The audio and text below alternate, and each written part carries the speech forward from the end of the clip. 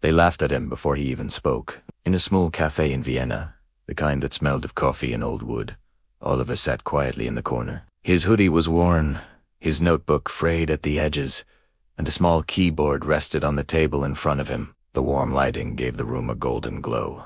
Budded cold and tea hid the curious glances, the whispers that followed him like shadows. Oliver had always been quiet, not because he didn't want to talk, but because the world often felt too loud, too impatient, too quick to judge someone like him. Everyone here seemed to know each other, sharing jokes, nodding to familiar faces, and then there was him.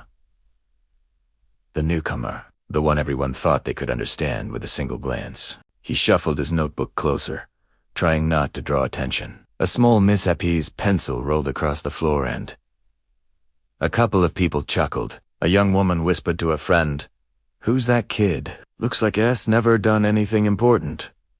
Another man smirked. "Bet he can't even play a single chord." Oliver's hands trembled slightly. He had heard this before, people assuming, judging, mocking, without knowing a thing about him. He felt the familiar tug of anxiety, the weight of every glance, every quiet laugh. But tonight, something was different. Tonight, he had a chance to show them. The cafe was hosting a small, open mic evening. A modest sign hung by the counter. Talent night. Bring your music. Oliver watched as performers one by one went on stage. Confident singers, flashy guitarists, even a young violinist who drew applause before finishing a single note. The audience cheered, clapped, and laughed with delight. And Oliver? He stayed in his corner, hands clasped over his notebook, doubting if he had the courage to join. He had loved music all his life. Not the kind that demanded attention or flashy moves, but the kind that spoke quietly, directly to the heart. Yet here, surrounded by people ready to judge, he wondered if it would matter. Could anyone notice? Could anyone feel it the way he did? When his turn finally came, Oliver approached the tiny stage with hesitant steps. The audience gave polite applause, a few still sneering quietly, assuming his nervousness meant incompetence. He placed the small keyboard on the table, but in his nervousness, a cup of water tipped over. A collective gasp. A few people laughed softly. The host gave a small, encouraging smile, and Oliver took a deep breath. He began to play. At first, it was barely audible, a few hesitant, uneven notes. A few audience members exchanged glances, unsure if this would be worth their time. But then, something remarkable happened. Oliver closed his eyes. His fingers, initially trembling, began to move with confidence, finding a melody that felt both gentle and alive. The room fell silent. Even the ones who had laughed earlier stopped, leaning forward, their faces showing confusion, curiosity. The music was simple, but beautiful. It carried the weight of years unseen, unheard, unnoticed. Each chord told a story of isolation, of quiet determination, of a heart that refused to give up despite being underestimated. A woman near the front pressed her hand to her mouth, eyes wide. A man, who had whispered mocking words just minutes ago, stared in disbelief. A child at a nearby table leaned closer, captivated by the sound that seemed to fill every corner of the cafe. Oliver's mind was clear. He didn't need their approval. He didn't need applause. He just needed to be heard. And as the melody grew richer, as the notes intertwined and lifted, the world around him seemed to shift. The whispers were gone. The laughter had vanished. All that remained was the music and the people finally paying attention. Slowly, the tension in the room turned to awe. Faces softened. The skeptical looks transformed into surprise and admiration. Even those who had doubted him the most couldn't tear their eyes away. It was as if the melody had opened a window into his soul, revealing a depth and talent no one had expected. For the first time that evening, Oliver was not the boy they thought they knew.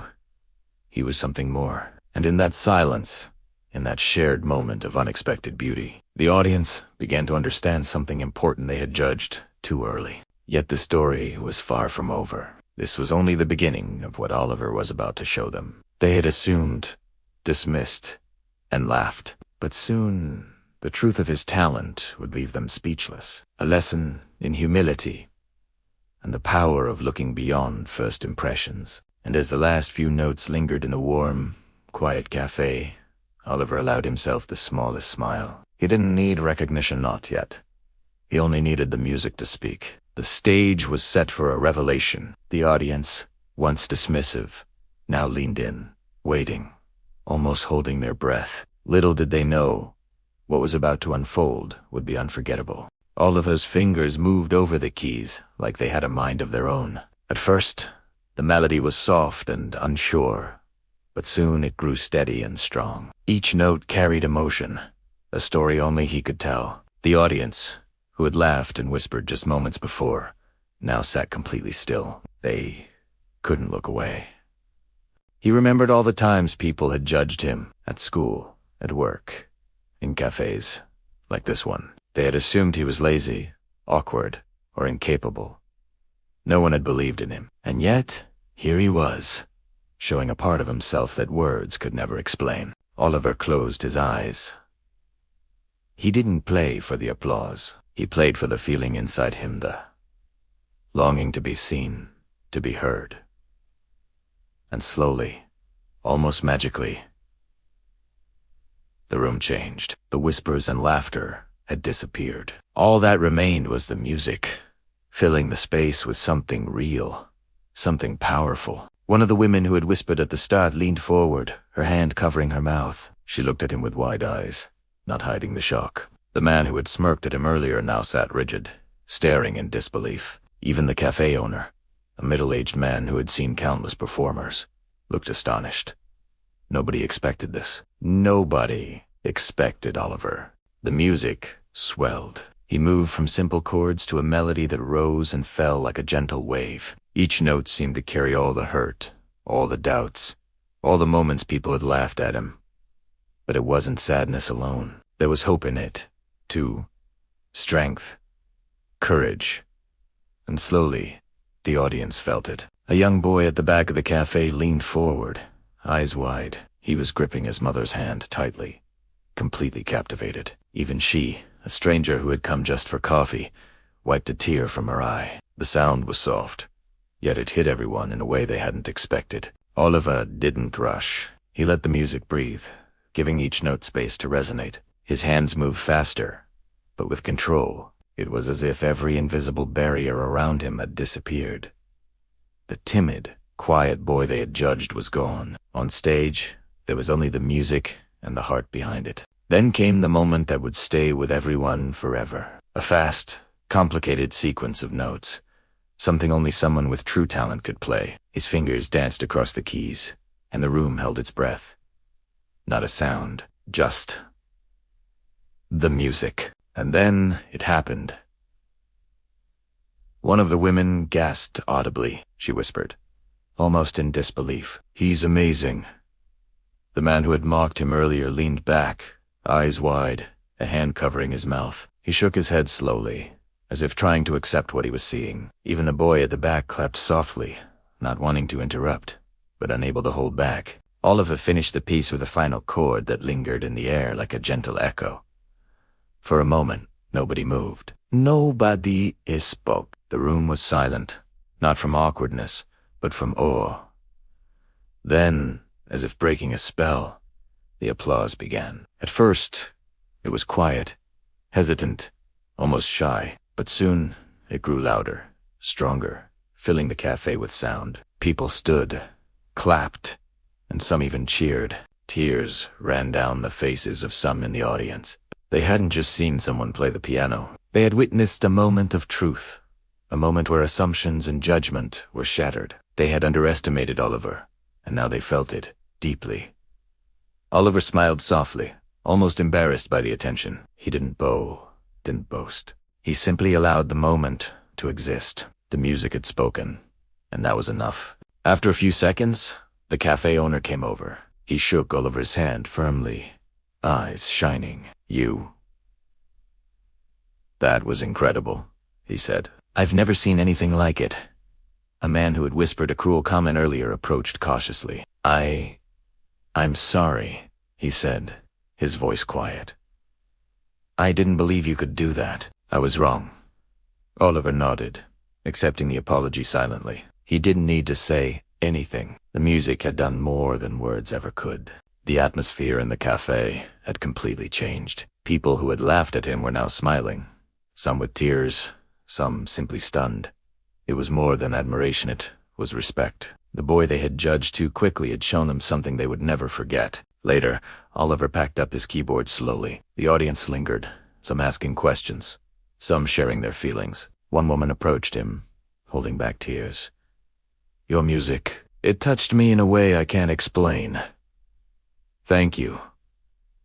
Oliver smiled again. "Thank you for listening," aside softly. He didn't need to explain the years of practice, the lonely nights, the doubts, or the dreams. Tonight, the music had done it all. As he stepped outside, the cool Vienna evening wrapped around him. The streets were quiet, the city lights glowing gently. For the first time in a long time, Oliver felt seen, not just for his talent, but for who he was. Someone quiet, someone underestimated, someone capable of touching hearts without words. He walked slowly, thinking about the people in that cafe. He thought about how easy it is to judge someone at first glance, how quickly we assume we know someone's story, and how often we miss something extraordinary simply because we look too quickly, too carelessly. A thought crossed his mind, soft and steady. Maybe, just maybe, people will remember this, and maybe next time, they'll pause before they judge. Oliver reached his small apartment, set down his keyboard, and took a deep breath. The world outside hadn't changed, but inside him, everything had proven not just to others, but to himself, that he belonged, that talent, courage, and heart could shine, even when the world doubted. And as he sat by the window, watching the city lights flicker, he felt a quiet joy, not pride, not arrogance, just the calm, steady warmth of knowing he had stayed true to himself. The story of that night would spread. People in the cafe would tell friends. Maybe someone would even remember it years later, thinking of the quiet boy who played the piano and left the world silent with awe. But for Oliver, it wasn't about fame or recognition. It was about truth, about music, about showing in the most human way possible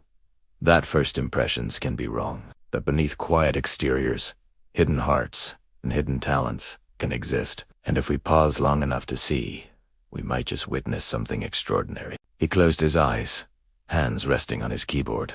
The notes of the evening still lingered in his mind, soft and gentle, a reminder that the world could be harsh, judgmental, and quick to laugh, but it could also be amazed, moved, and humbled. All it needed was patience. All it needed was a chance. And somewhere in that quiet, Oliver whispered to himself, "Don't judge too quickly. You never know what someone is carrying inside." The night was calm, the city asleep, but a lesson had been learned. For the audience, for Oliver, and perhaps for anyone who would hear this story in the future. The boy they judged too early had not just played the piano, he had changed hearts, even if just for a moment.